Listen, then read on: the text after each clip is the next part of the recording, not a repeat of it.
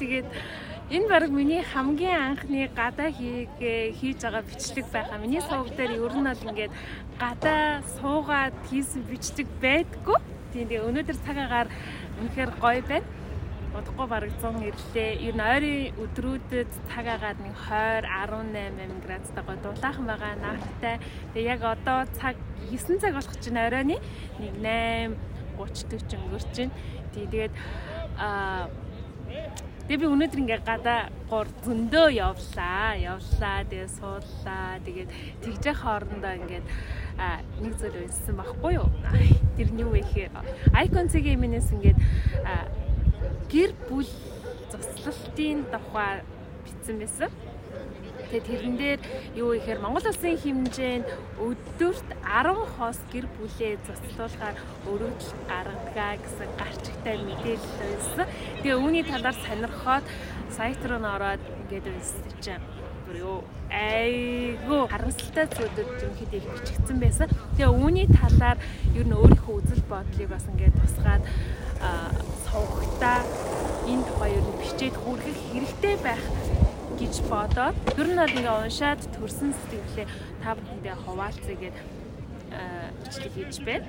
Тэгээд Icon CGM-ийн дээрээс ингээ яг юугээд бичсэн байсан бэ гэхээр Монгол улсын хэмжээнд өдөрт 40 хос гэрлэлтэд бүртгүүлэхээр ирдэг боловч харамсалтай нь ингээд рэлцаагаар 10 хос гэр бүлээ туслуулахаар өргөдөл гаргадаг гинэ. Өдөрт хамгийн түрүүнд миний бодсон зүйл яг юу вэ гэхээр одоо Монгол улсын хэмжээнд гэр бүл одоо болоод салах хэмжээний хосууд хэр их билээ нэгт хоёрт гэр бүл одоо болохоор хэмжээний залуу хүмүүс Монголын одоо хүн амтай харьцуулахад бас хэр үлээ.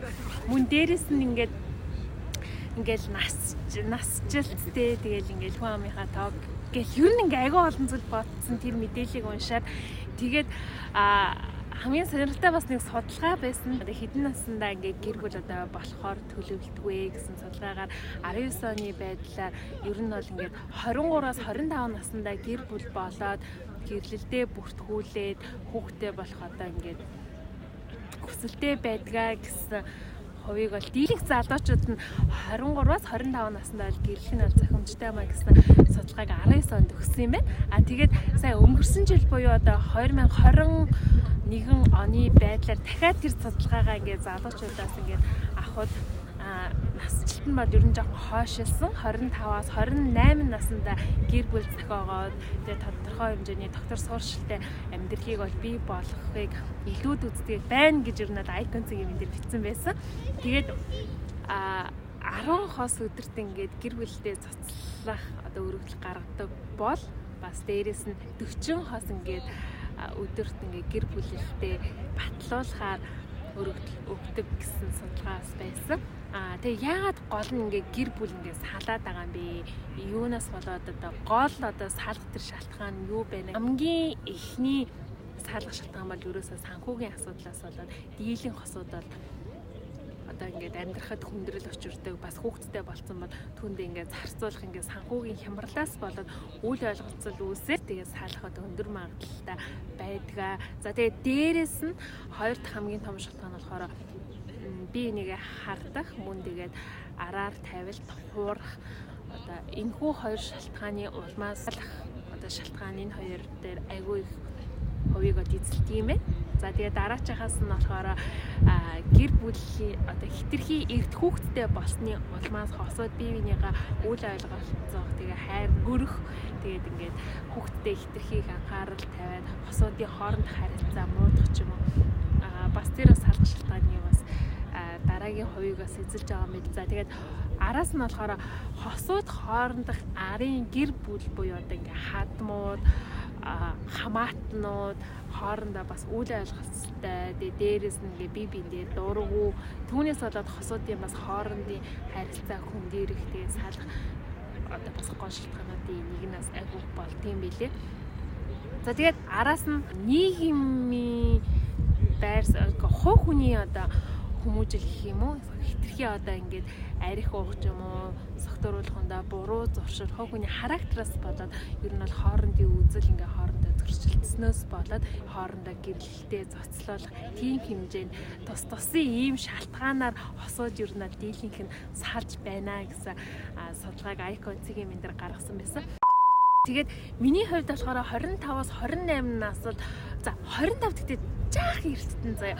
Яг 28 наснаас ч юм 27 наснаас юм гэр бүл төлөвлөлтийн эхний бодлыг ингээ бодоод хүнтэй болцох ч юм уу, уулзах ч юм уу, ер нь удаан хугацаанд үерхэж байгаа хүнээ ер нь цаашаа сууя гэсэн эрмэлзлийг бол хийхэд хамгийн зохимжтой нас. Яагаад гэх юм бол 27 ч юм 28 наснда одоо сурч боловсрдог хүмүүс хэрэг байх юм бол тодорхой хэмжээний одоо баг мастера төгссөн ч юм уу те эсвэл ингээ бакалавра ингээ төгссөн бол ингээ ажил хийгээд тодорхой хэмжээний ажлын туршлагатай санхүүгийн бас ингээ хувийн өөрийн гэсэн орон зайтай болцсон байна. Тийм болохоор ер нь 21 оны залуучуудын өгсөн судалгааны нөхцөлд нь би одоо сэтгэл ханамжтай ч айгүй хэвчээ санагдаж байгаа. Тэгээд миний хувьд ч юм уу за би бол нэг ингээд бас би бол 30 гараад яг ингээ хүнтэй сууя да эсвэл одоо ингээд хүүхэд бодъё доо гэсэн насн дээр бол магадгүй ингээ 30 хүрээд ч юм уу 30 гараад яг тэгэж окей гэж юм нь бодох бах. Тэгээд тэгтээ угаас ингээд бусад бас одоо хин нэг ч юм уу те чи хэдэн насн дээрээс авах хэрэгтэй. Эдэн насн дээр гэж надад угаас хэлэх эрх байхгүй. Хувь хүмүүсийн хоорондын одоо тийм хамаарна шүү дээ. Гэхдээ ирээдүйд ер нь хэрв та яг одоо 27-8 хүрээгүй хин нэг миний энэ бичлэгийг үзэж суугаа бол ер нь бас айхтар яарад хэрэггүй шүү гэж гяс зөвлөд хийлээ. Одоо ингээд өдөрт 10 хос ингээд гэр бүлдээ цуслуулахар хэмжээний өөрөөр ингээд гаргаж байна гэдэг чинь үүнээс тодорхой хэмжээний хохирол айгуу хувь хүмүүс дундаа өөрсдөө сэтгэл санааны хохирол. За тэгээд хосууд маань өөрсдөө хоорондоо хүүхэдтэй байх юм бол тэр нь хүүхдийн сэтгэл санааны хохирол айгуу үр дагавартай заяа. Яг ингээд салж байгаа хосууд тэгээд дуусгаж байгаа мэд хооронд нь боловч хэрэг хүүхэдтэй байх юм бол тэр нь үргэлжлээд ирээдүйд ер нь ингээд салалтын улмаас хохирж байгаа хүүхдүүдийн сэтгэл санаа ирээдүйд одоо сонгох ажил мэргэжлийн онцлог ч юм уу тэгээд нийгэмд үзүүлэх байр суурь гэх ер нь аль ингээд жижиг юмнаас болоод айгүй тийм том юм болох их үйлсээр бол гаргалгаатай. Яагаад би ингээд энэ сэдвээс ингээд айхтар юу хүн ингээд ярих болвоо гэхээр би өөрөө бас залуу хүн. Тэгээ хин нэгэн бас ингээд миний бичлэгийг бага насны ч юм уу эсвэл гэр бүл болёо гэд бодож байгаа хүмүүс ч юм уу тэгээ хараахандаа шийдэл ингээ хүрээгүй хүмүүс үзэх юм бол багч болоо миний өөгөөс нэмэд болох юм болоо гэж энэ бичлэгийг хийхийг зайрсан. Тэгээд хэрв ер нь бол нэг ингээд гэрлэлтэнд бол миний зүгээс бол насныг хамаагүй санагддаг.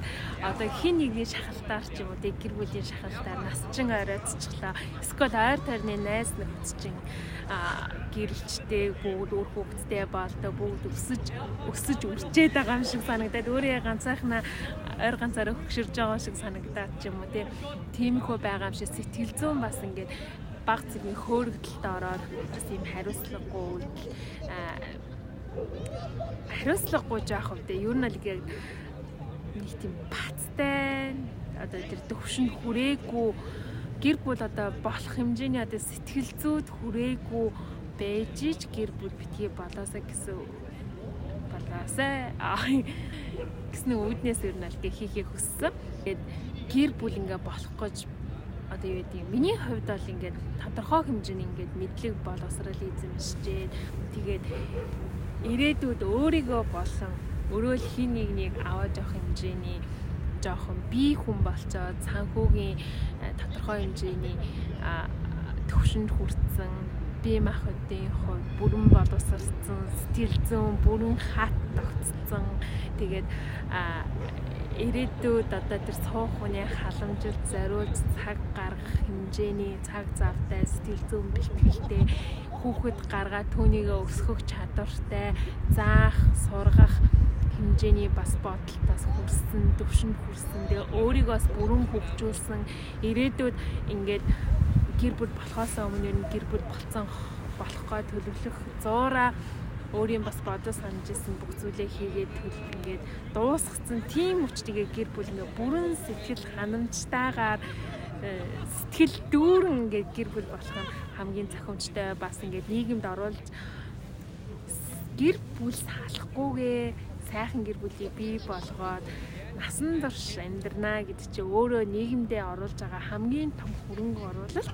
Тийм болохоор та бүхэн маань бас ингээд хитрхи хад ингээд садарах янз бүрийн хүчин зүйлүүдээс болоод битгий хариуцлагатай зүйлд хариуцлагагүй одоо хандаарэ гэдгийг битгий хандаарэ тэгж хэлмээрэн. Тийм тэгээд би яг энэ бичлэгээрээ бас нэг айхтар ингээд судалгаа яриад ийм бэ тийм бэ тих ёстой ингэх ёстой гэж хэлэхгүй угаасаа хэлэхээр хэмжээний би угаасаа бас тийм төвшөнд бол өөрөө хүрээгүй хүн.